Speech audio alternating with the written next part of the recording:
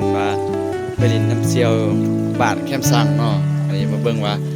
จะเพิ่นสิอยู่เฮือนอยู่ซ่านอันนี้ก็เฮาบ่ทันรู้เนาะอันนี้เฮาสิพาไปเบิ่ง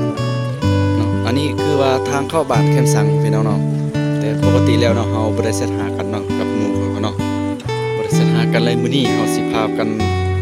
แบบว่าบ่ได้เซตบ่ได้โทรบ่ได้บอกลาเนาะเฮาไปแบบด่วนๆเลยพี่น้องเนาะนี่ทางเข้าบ้านแคมซังพี่น้องเนาะอันนี้บรรยากาศเฮาไปกับหมู่เนาะ2คนเนาะเฮาสิมายามหมู่กันอยู่นี่เนาะจักสิเป็นจังไดเนาะแต่ว่าเฮาบ่ได้บอกกันเนาะว่าสิไปลินหาเพิ่นจังซี่เนาะพี่น้องนี่ว่าเพิ่นสิเป็นจังไดเนาะหรือว่าเฮาสิพออยู่กันอยู่ซ่านเพิ่นหรือบ่เนาะพอไปรับชมคลิปต่อไปโอ้ยลมแห้งขนาดนั้นเลยนี่ก็จะเป็นห้องเรียนเนาะเรียนมัธยมแม่น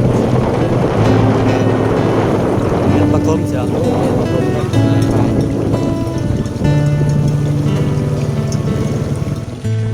เป็นสิอยู่บ้านบ่หรือว่าเพิ่นบ่ได้อยู่บ้านเนาะทุกคนเนาะเดี๋ยวสิ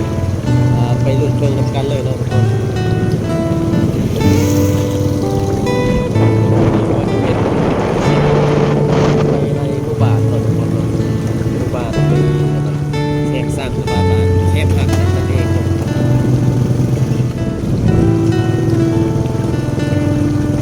บรรยากาศวันนี้ก็มืดครึ้มเนาะอย่างกับฝนสิตกอีกวันนี้คร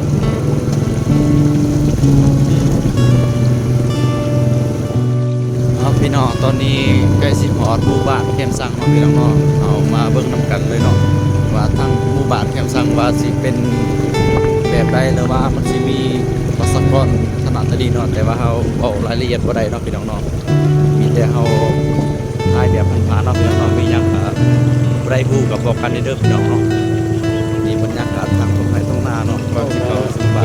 แคมซังเนาะพี่น้องเนาะ นี่สนุกเอานี่ก็จะเป็น อันนี้คือบ้านแคมซัง บ้านเป็นสันเลยครับนี่ก็จะเป็นแคมป์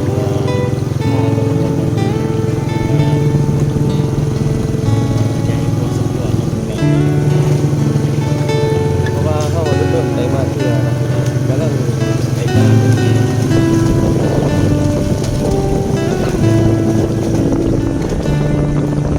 เส้นทางผ่านสี่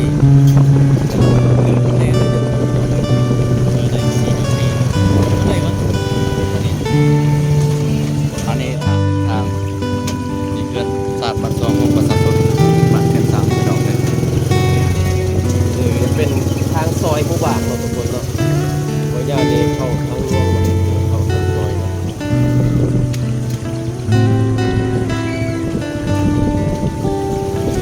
อันนี้ก็สิฮอดเทือนเจียวไปแล้วเนาะแต่ว่าเฮาบ่ได้สัญหากันเนาะ อันนี้ใกล้สมอนแล้วเนาะเป็นสิวบ้านโน่น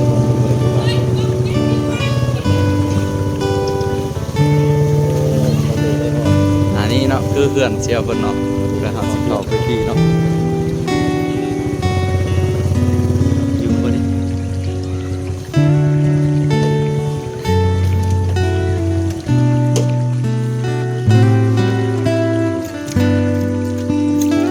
ตอนนี้คือเฮาอยากเบิ่งบรรยากาศทางเจ้าของเฮือนเพิ่นเนาะอันนี้เฮาฮอดเฮือนศาสตร์บ้านซองเป็นที่เรียบร้อยพี่น้องนี่บรรยากาศนี่